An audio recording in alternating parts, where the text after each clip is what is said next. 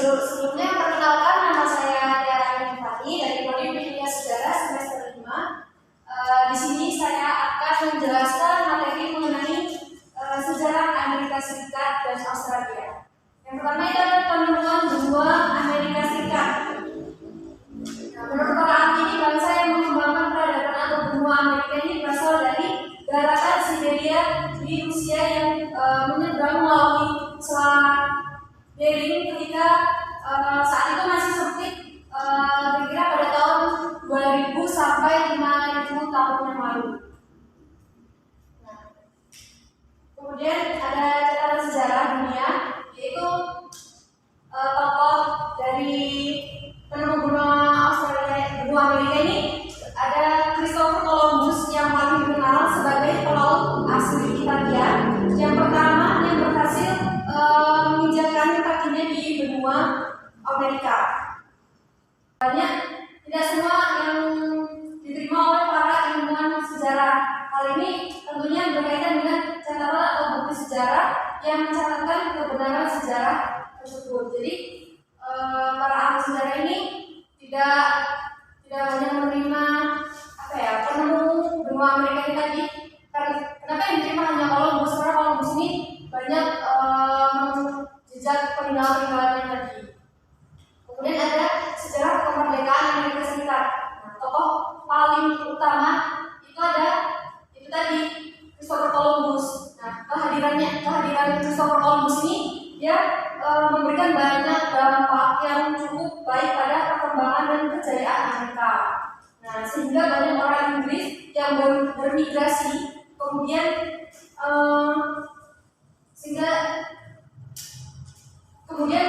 menetap di benua Amerika tersebut. Nah, penduduk itu kemudian melangsungkan kehidupannya di daerah Jamestown, Virginia. Nah, keturunan mereka inilah yang dikenal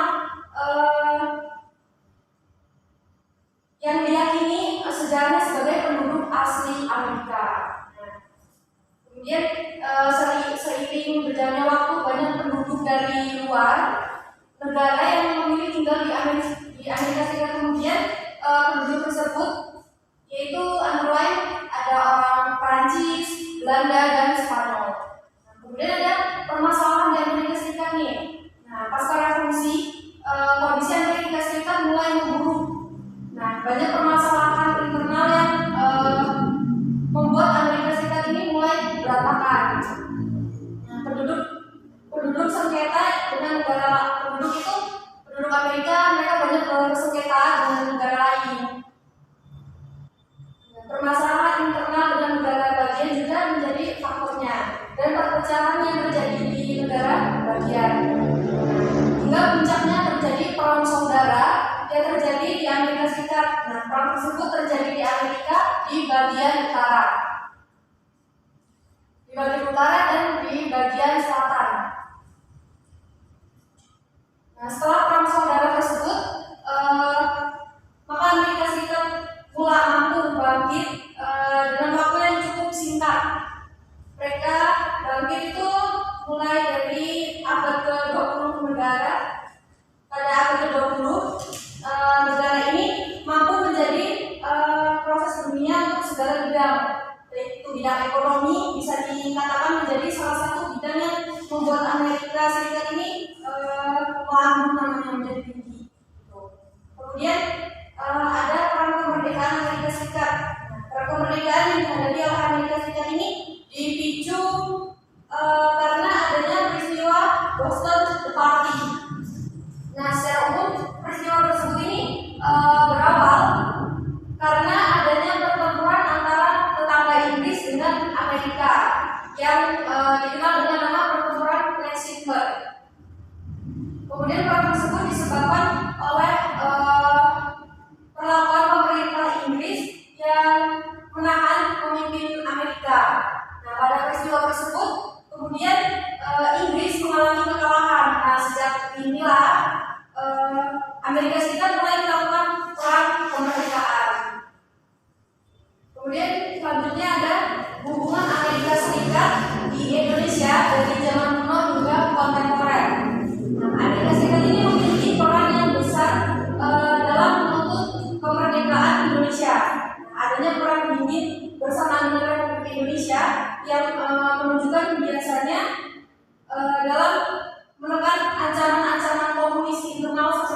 peristiwa Madiun pada tahun 1948. Nah, kebijakan luar negeri Amerika Serikat ini terdapat Indonesia sejak tahun 1940-an, yaitu terus mendukung Indonesia untuk menghindari berkembangnya komunisme di Amerika Serikat menjadi penyuplai senjata terbesar ke Indonesia. Nah, Belanda ini mencoba mengambil alih kembali Indonesia setelah menyerahkan Jepang.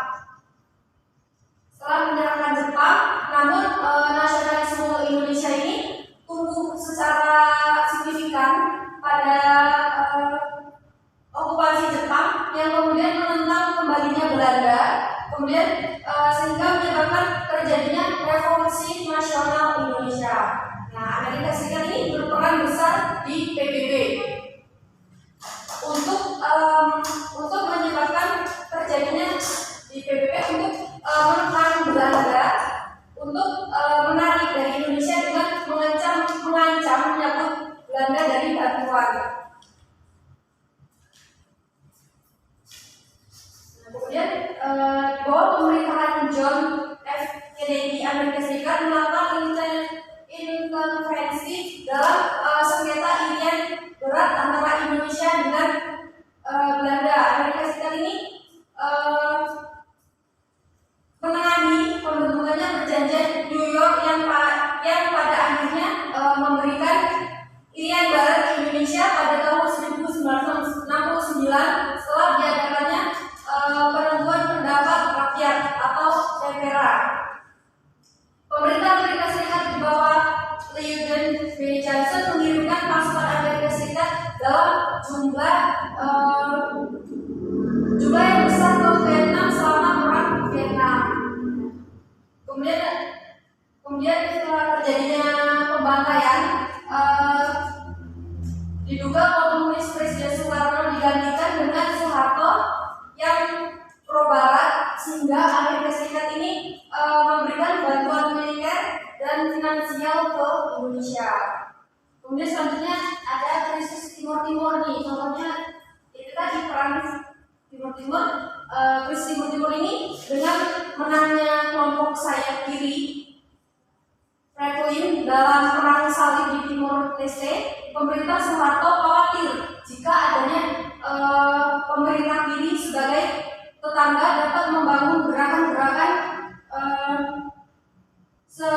separatis di Indonesia. Nah, beberapa kelompok anti Franklin ini melarikan diri ke Timur Barat dan meminta pemerintah Indonesia untuk menganeksasi Timor Leste. Nah, pada tanggal 6 Desember 1975, Presiden Amerika Serikat George Ford dan Menteri Luar Negeri Henry Kissinger bertemu dengan Soeharto dan mengindikasikan bahwa Amerika Serikat ini tidak akan menentang invasi Indonesia ke Timor Leste. Kemudian ada penemuan benua Australia. Nah, benua Australia ini merupakan salah satunya benua yang letaknya di selatan negara Indonesia. Benua ini merupakan satu-satunya benua yang terdiri dari satu negara, yaitu negara Australia, di mana Canberra sebagai ibu kotanya. Nah, terdapat catatan sejarah yang menceritakan adanya kapal Belanda yang pernah singgah pertama kalinya di Australia, yaitu kapal dari Viking yang dikomandai oleh William James. Nah, awal inilah yang membuat James disebut sebagai orang Eropa yang berhasil menemukan benua Australia. Pelaut Inggris yang sering disebut sebagai penemu benua Australia ini adalah James Cook yang melakukan perjalanan ke benua Australia pada tahun 1678. Dia sengaja melakukan perjalanan dari daerah benua Australia dengan mengambil rute utara melewati pantai timur Australia yang terkenal subur dan indah pantainya. Nah, di sana James menemukan kawasan benua yang dinamai New South Wales atau disingkat NWS. Kemudian ada sejarah terbentuk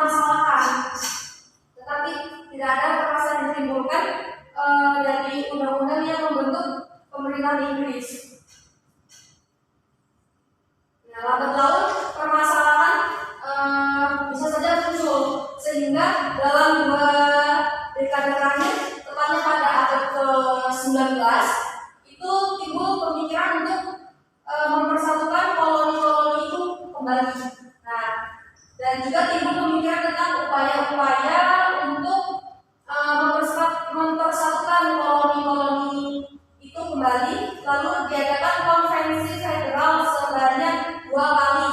Konferensi federal yang pertama dilakukan di Sydney yang menyusun sistem pemerintahan. Nah, pemerintahan federal yang akan digunakan. Nah, sementara konferensi kedua ini menghasilkan bentuk sistem pemerintahan federal yang akan digunakan juga. Selanjutnya diadakan referendum. Nah, referendum ini juga dilakukan sebanyak 2 kali hingga akhirnya pada tanggal 1 Januari 1901 ini lahirlah Commonwealth of Australia sebagai wadah untuk mempersatukan seluruh koloni Inggris di Australia. Nah, kemudian ada yang terakhir, hubungan Australia dan Indonesia dari zaman kuno hingga kontemporer. Nah, Indonesia adalah tetangga negara Australia yang terdekat, yang paling dekat. Nah, kemudian hubungan antara kedua negara ini mempunyai sejarah yang sangat panjang gitu. Nah, ikatan kuat antara Australia dan Indonesia ini sudah terjalin sejak tahun 1945 di pas Indonesia merdeka ya. Nah, Australia ini menjadi pendukung utama kemerdekaan Indonesia. Nah, Australia ini mendukung Indonesia untuk merdeka dan menjadi negara pertama yang mengirimkan misi diplomatik untuk bertemu Presiden Soekarno. Nah, sejarahnya pada sekitar 70 tahun kedua negara dimulai saat Soekarno memilih Australia untuk mewakili Indonesia dalam diskusi di tingkat PBB yang akhirnya berujung pada pengakuan kemerdekaan Indonesia pada 27 Desember pada tahun 1949. Nah, saat ini hubungan kedua negara ini berjalan baik.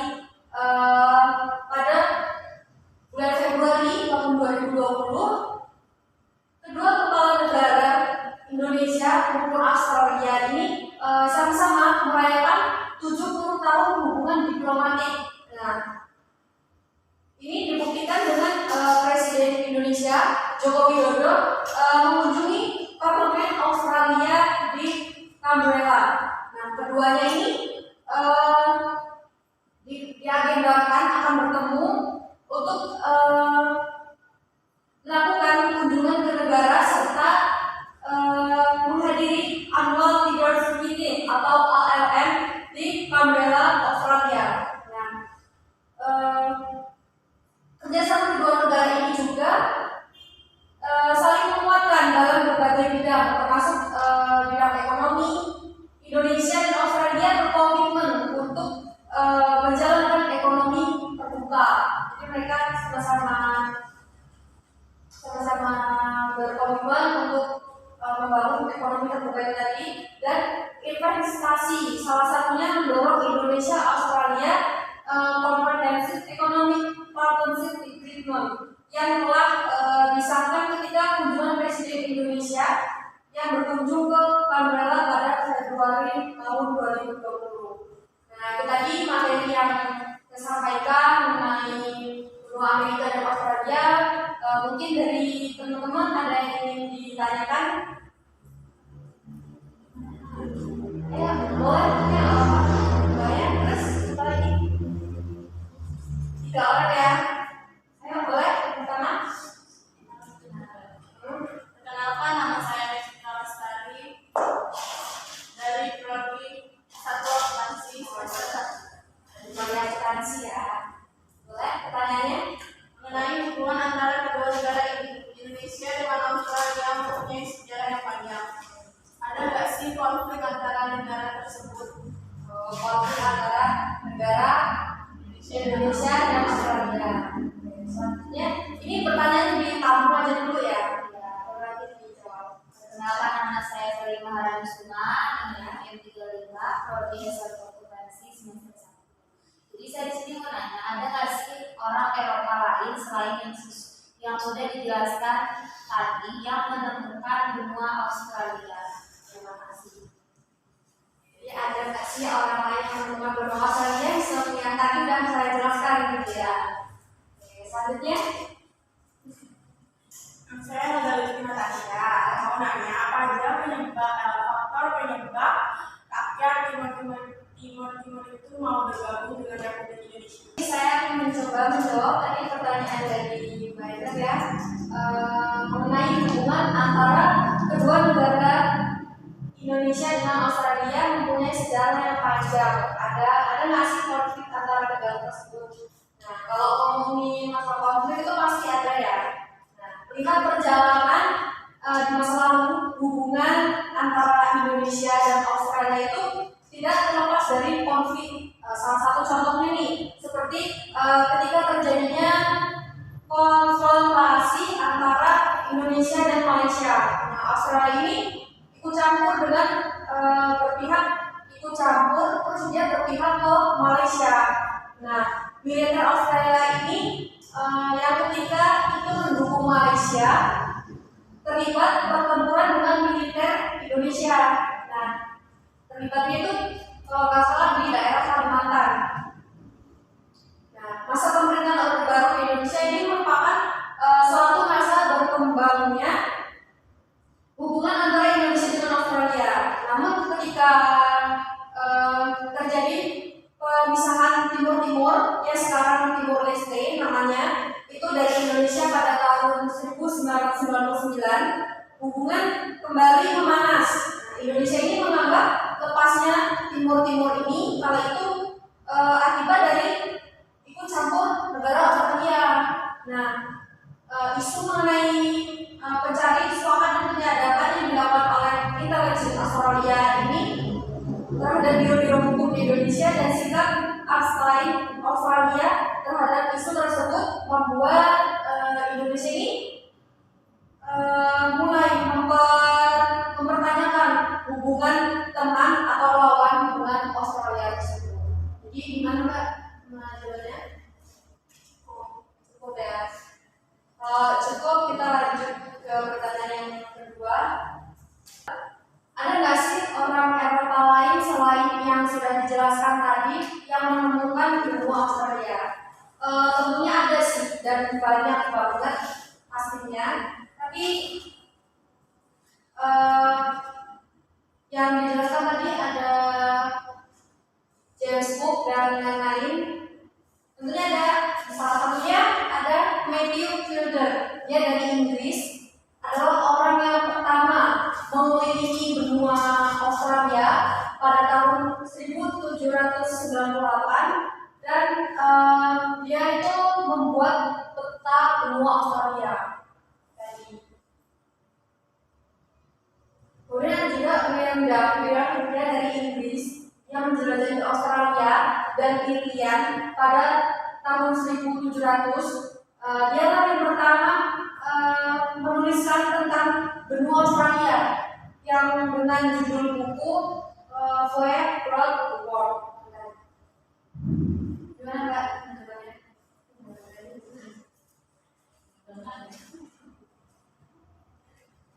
Cukup, kita lanjut ke pertanyaan selanjutnya, yaitu jelaskan faktor apa saja yang menyebabkan rakyat Timur-Timur mau bergabung dengan Republik Indonesia. Tentunya masyarakat merasa ingin bersatu dengan Indonesia karena persamaan. Nah, tadi rakyat Timur ingin bersatu sama Indonesia itu karena adanya rasa persamaan. Persamaannya apa? Yaitu persamaan budaya dengan saudara serumputnya, yaitu Timur Barat. Timur-Timur ini menjadi provinsi yang paling unik. Nah, paling unik karena dia itu merupakan satu-satunya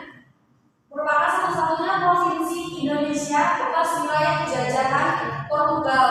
Nah, dia menjadi unik karena satu-satunya wilayah jajahan Portugal, di mana provinsi Indonesia lainnya itu merupakan bekas wilayah jajahan Belanda dan Jepang. Jadi cuma dia satu-satunya wilayah jajahan dari Portugal. Mana?